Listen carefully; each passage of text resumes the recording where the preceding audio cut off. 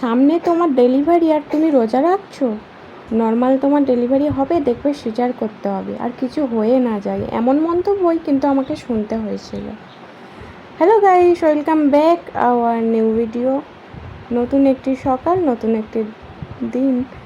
আমার পরিবারের সদস্যরা, আশা করি তোমরা সবাই অনেক ভালো আছো, আর আমিও তোমাদের দোয়ায় অনেক ভালো আছি। সকালবেলায় তো আফিয়া যাচ্ছিল আমাদের এখানে যে স্কুল থেকে খিচুড়ি দেয়, স্কুলে টিফিন দিতে। কে আছে, কে আছে, কে আছে, কে আছে, কে আছে, কে আছে, কে এই টুকি, এই টুকি। এই তো সেদিন আমার মোহাম্মদ কোল আলো করে আমার কোলে এলো, আর আজকে দেখো আমার মোহাম্মদ একটু একটু করে 5 মাসের হতে চললো। মাশাআল্লাহ।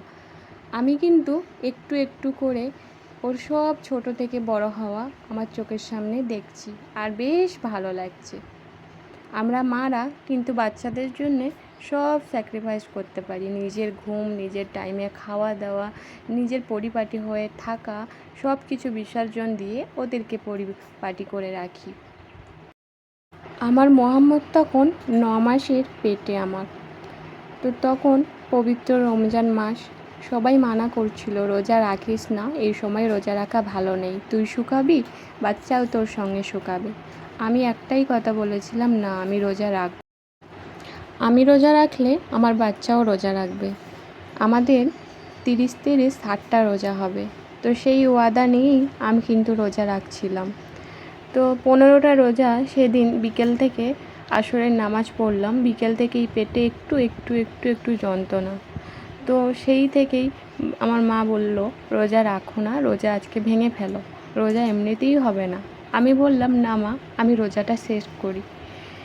তো তারপর ইফতার করার পর তখন বেশ ব্যথা। তখন আমার মা বলছিল চলো হসপিটালে যাওয়া যাক। আমি বললাম, না, আর একটু সবর করি, দেখা যাক কী হয়। রাত 9টায় তখন হসপিটালে গেলাম। সিস্টাররা বলল, এখনও তোমার টাইম আছে, তোমার আজকে কিছু হওয়ার নয়, হওয়া সেই কালকে। তো আমি অপেক্ষা করছিলাম। প্রহর অপেক্ষার পরে যেন ব্যথা যন্ত্রণা, এত কষ্ট পেতে পেতে আমি যেন নির্ঝুম হয়ে পড়ছিলাম। তো সেই সময়ে আল্লাহকে ডাকছিলাম, আল্লাহকে স্মরণ করছিলাম, আর একটাই দোয়া পড়ছিলাম, হাসবুনাল্লাহু ওয়া নি'মাল ওয়াকিল। হে আল্লাহ, তুমি ছাড়া আমার আর কেউ নেই।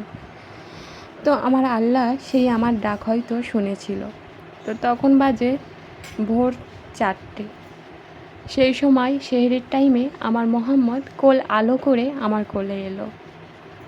আমি খুব খুশি হয়েছিলাম। আমি কিন্তু আমার আল্লাহর কাছে প্রত্যেকটা সেজদায় চেয়েছিলাম, আল্লাহ তুমি আমার একটা ছেলে দিও, আর আমার ছেলে হলে আমি নাম রাখবো মোহাম্মদ। তো আল্লাহ আমার ইচ্ছা পূরণ করেছে, আলহামদুলিল্লাহ। আমার ছেলে, আমার মেয়ে নিয়ে আমার সাজানো গোছানো সংসার। আসলে ধৈর্য ধরে থাকলে আর আল্লাহকে স্মরণ করলে সব কিছু আশা ইচ্ছাই কিন্তু পূর্ণ হয়। ধৈর্য ছাড়লে হবে না। তো যাই হোক, মেনে নিতে পারলে আর মানিয়ে নিতে পারলেই কিন্তু সংসার সুন্দর। প্রত্যেকটা সংসারেই ঝগড়া অশান্তি থাকবেই, কিন্তু আমরা মেয়েরা সেটাকে মানিয়ে নিয়ে এগিয়ে যেতে চাই, শুধু এই সন্তানগুলোর মুখ চেয়ে। ভিডিওটি ভালো লেগে থাকলে লাইক, কমেন্ট, শেয়ার করবে, আর বেশি বেশি করে কমেন্ট করবে। তোমাদের একটা কমেন্ট কিন্তু আমার ধৈর্য বাড়িয়ে দেবে আরও ভিডিও তোমাদের সঙ্গে তুলে ধরার। আল্লাহ হাফেজ।